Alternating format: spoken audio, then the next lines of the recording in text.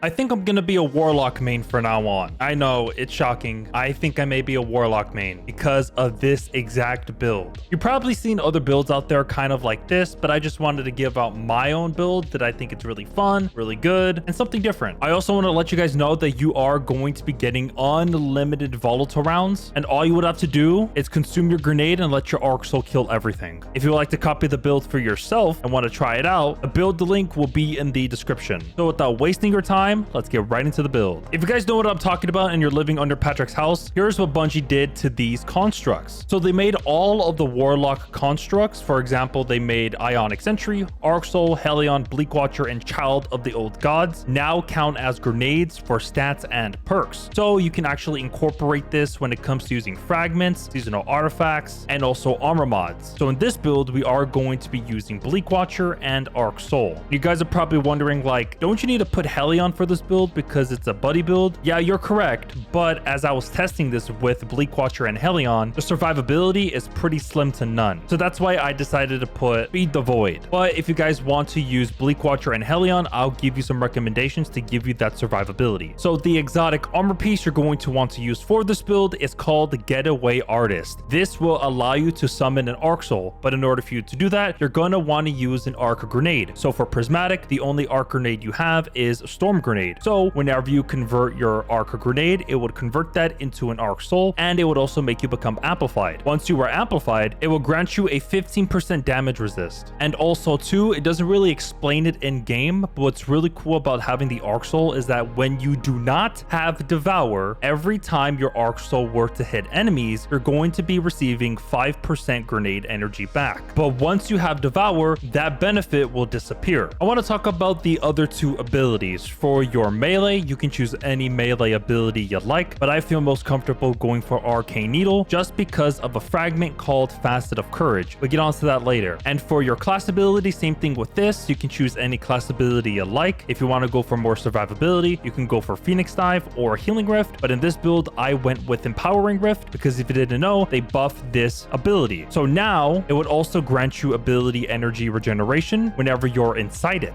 And also too, when defeating enemies while you're in the Empowering Rift, it will grant you additional ammo generation. So you are going to be getting Devour with your Arc Souls and your abilities. And once you have that, activate your Empowering Rift. And as long as you're getting kills within your Empowering Rift, you will not die. So the first aspect you're going to want to use for this build is Bleak Watcher. Hold your grenade button to convert this into a stasis turret that slows enemies and also freezes them. So for the next aspect, if you want to have a boatload of a good time with survivability, go for Feed the Void. When you get kills with any of your abilities, it would activate Devour, and your Devour will have improved effects such as additional healing and also grenade energy. So every time you get a kill, you're going to get full HP and also a boatload of grenade energy. If you don't want to use Feed the Void and you feel most confident for survivability, you can swap it to Hellion. And to compensate for the Devour on the exotic weapon, be sure to go for Buried Bloodline because this will grant you Devour if you get multi kills with this sidearm. So this was actually going to be my first initial build for this, but I noticed that in endgame content for the Buried Bloodline is going to take a lot of time killing enemies, and by the time you get Devour, you're most likely going to die. So that's why I stuck with Feed the Void. But if you want to prioritize in abusing the buddies, then go for Hellion with Buried Bloodline. So for the fragments, here's what I put for this build. The first one, go for Facet of Ruin. So this will increase the size and damage of the burst whenever you shatter a stasis crystal or a frozen target, and also increases the area of effect for solar ignitions. So for the second fragment I put is Facet of Courage. This will grant you increased damage for your buddies. So your Arc, Solar, and Void abilities deal increased damage to targets afflicted with darkness debuffs. So that's why I decided to put Arcane Needle, because that is Strand and the debuff is Unravel, and also Bleak Watcher, which slows enemies. So for example, when you hold your grenade, you're gonna poop out the Bleak Watcher, and as your turret is slowing everything, your Arc Soul is gonna deal even more damage. And if, like, for example, your Bleak Watcher can't reach enemies from like a mile away, you can use your Arcane Needle that has some really good range to mark them from a distance. And what's really amazing is that this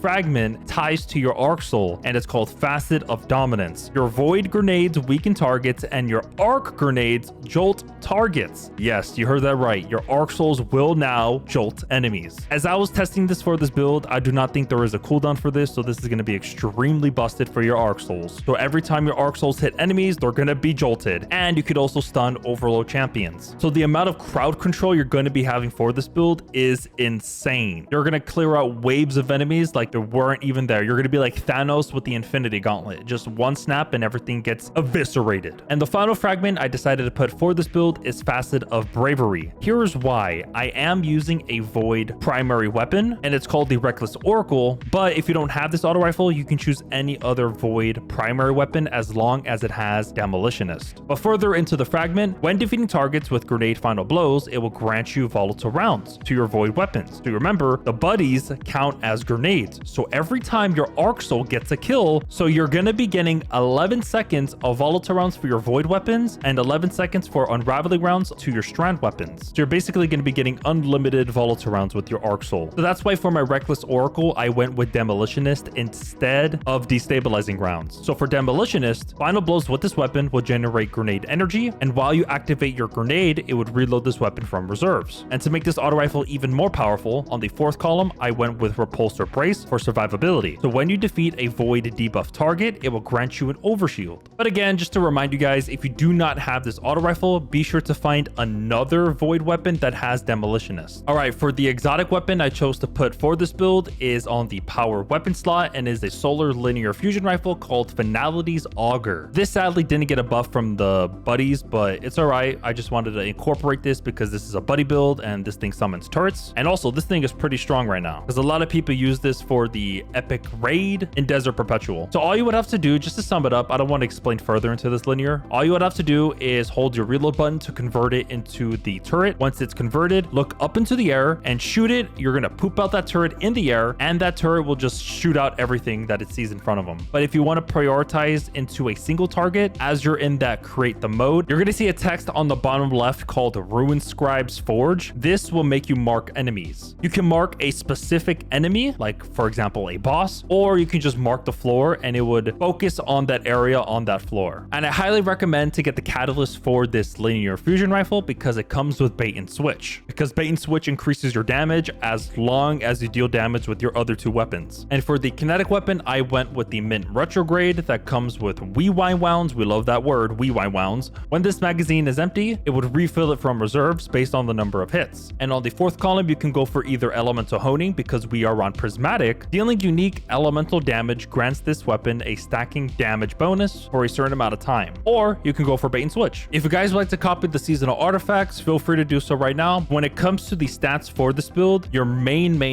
priority is to get 200 grenade. Yes, you heard that right. Don't use any grenade fonts. Try to reach up to 200 grenade. Here's why. On your gauntlets for this build, I went with triple firepower. So if you have triple firepower, every time you get a grenade final blow, the cooldown is 1 second. So you get a kill, orb of power. You get a kill, orb of power. So that's why I did not put any grenade fonts on my gauntlets. Only 3 copies of firepower. So back to the grenade stat. Once you reach 200 within your grenade stat, it will increase your buddy's damage up to 65% in PvE. So for each buddy you have, they're going to deal 65% increase in damage. But in this case, it's only affecting the Arc Soul. The Bleak Watcher is just good for crowd control. But if you are one of those gamers that want to run Helion for this build, then your second priority would have to be your class stat. Try to reach it between 70 to 100 within your class stat. All right, as what you're seeing here, here's what I was using. So just to sum up on the armor mods, I want to prioritize in generating orbs of power with my Arc Soul, and we can convert that armor charges for the orbs of power into more special ammo for my Mint Retrograde and also for my teammates whenever I finish an enemy. So as long as I have 3 armor charges, and also 2, I did put 2 scavenger mods, one for my Strand weapon and one for my solar weapon, so I do not have to worry about running low on ammo. And I also put Better Already. Even though we have Devour, I just wanted to put that just in case we don't have Devour. But if you don't like that mod, you can swap it off. If you guys did enjoy this build video, I hope that helped you and you learned something new. And if you did, I would greatly appreciate it if you were to hit that like button and also subscribe. I hope you guys have a good rest of your day, evening, or afternoon. Take care, and I'll see you guys in the next video.